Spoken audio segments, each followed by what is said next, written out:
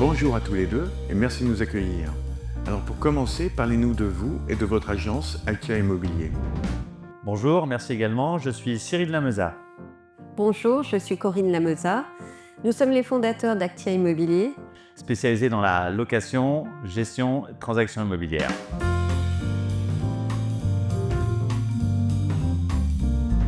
Tout a commencé un beau jour de printemps 1993 sur notre lieu de travail. J'étais négociateur principal pour un cabinet rue d'Amsterdam et il me restait pas mal de cheveux encore sur la tête à cette époque.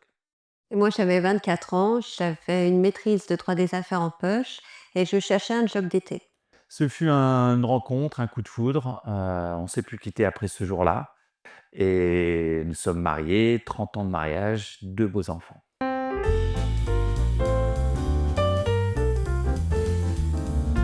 En 1994, nous avons créé Actia Immobilier. Cyril avait une solide expérience du terrain.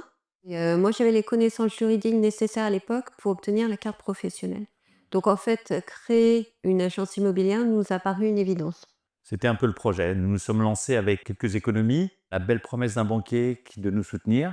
Ironie du sort, et quelques semaines après la signature du bail, ce dernier a fait volte-face.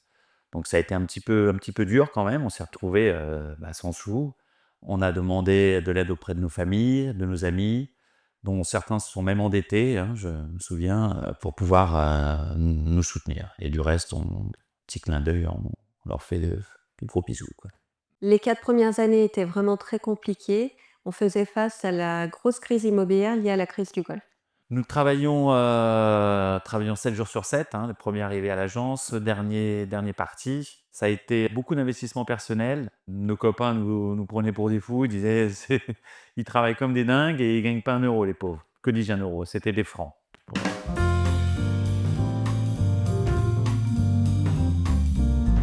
Alors heureusement qu'à un moment donné, la roue a fini par tourner. Il faut dire que, comme dit le proverbe, à force de battre le tempo, on devient le chef d'orchestre. Ça a été aussi lié à la naissance de notre premier enfant, la fin de la crise immobilière, la fin de la crise du Golfe, bien sûr, et également le fait qu'on portait peut-être un peu mieux le costume de jeunes entrepreneurs, il faut le dire, lorsqu'on a la vingtaine et qu'on est chef d'entreprise, c'est un peu compliqué.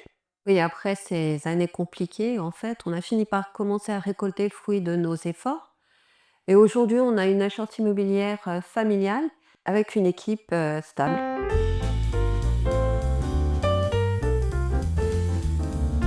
Le noyau central, avec nous avons Michael, qui est avec nous depuis 16 ans maintenant. Michael est le directeur de l'agence et directeur associé également. Frédéric nous a rejoint il y a à peu près 7 ans, suite à une reconversion professionnelle, et elle est là en qualité de négociatrice. Nous avons également Martin, qui travaille avec nous depuis quelques mois, qui a pris la responsabilité du service location. Et puis il y a aussi Amélie, notre comptable en matière de gestion immobilière depuis 5 ans. Sans oublier les intervenants extérieurs, qui ponctuellement nous ramènent des affaires avec lesquelles nous organisons les visites, les publicités et faire en sorte que les transactions se passent très bien.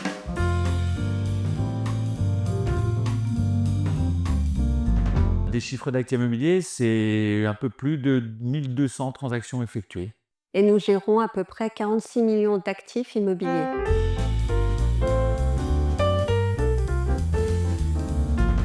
Après 34 ans de métier, je prends beaucoup de plaisir à créer de la valeur ajoutée, telle que de la réhabilitation, du rehaussement, de la découpe, transformation immobilière, ou alors le montage de projets permettant à des promoteurs de faire des immeubles collectifs. On appelle ça de l'optimisation foncière. Moi, ce qui me motive, c'est d'apporter un plus aux clients. J'ai d'ailleurs l'objectif de créer un service d'aménagement et de décoration d'intérieur. Et voilà, on a terminé. Corinne, Cyril, merci pour ce témoignage. Merci. Merci à toi.